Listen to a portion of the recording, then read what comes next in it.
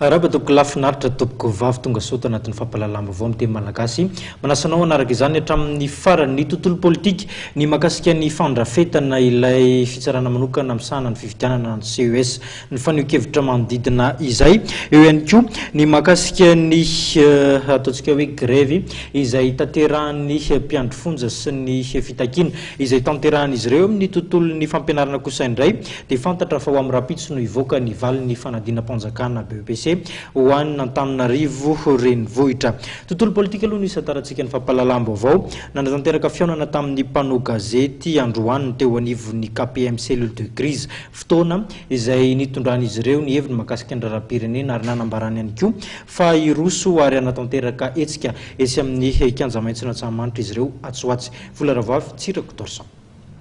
Ny zoma 7 aogositra ho avy izao ny fotoana izay omen'ny komity mpanavotana Madagasikara na ny KPM ary anatanteran'izy ireo hetsika famirim-bahoaka etsy amin'ny kianjana Antsahamanitra. Hetsika izay andraisan'ny olom-pirenena anjara izay mahatsiaro fasahirana noho ny krizy ary heverin'ny KPM fa hitakiana sy hametrahana ny fanjakana tan-dalàna. Andray andraikitra ametraka fitondrana tan-dalàna sy mandala ny fahamarinana eto amin'ny firenena. Io no tanjona anankiray kendreny ny KPM.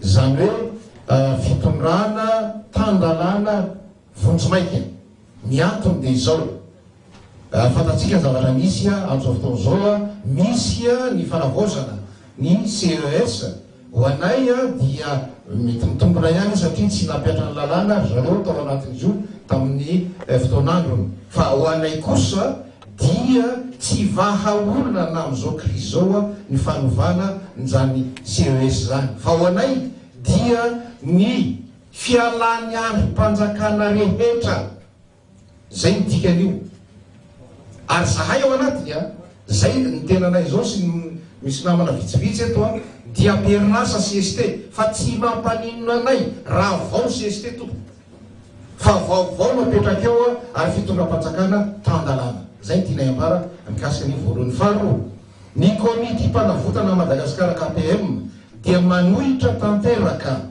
ny fanosonosena demokrasia izay ataon'ny filohan'ny délégation manokana Antananarivo renivohitra PDS amin'ny fisakatsakanana ny fampiasana ny kianjana Ambohijatovo. Ny antony dia izao, tamin'ny latsinainy ero zahay dia nandefa taratasy tany amin'ny andriamatoa PDS nangataka ny Ambohijatovo anaovana fivoriana tamin'ny larobia heriny androany.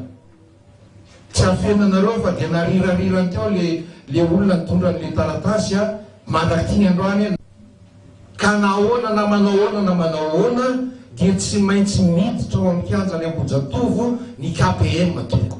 Raha nambarany teo anivon'ny KPM dia efa misy sahady ny fampitahorana mikambana amin'izao fotoana izao saingy tsy ahasakana ny tola izay tanterahan'izy ireo izay atao etsy Antsahamanitra ny zoma ho avy izao izany. Ilaina hoy ny KPM amin'ny fijoroan'ny olom-pirenena tsirairay andray andraikitra manoloana ny zava-misy eto amin'ny firenena.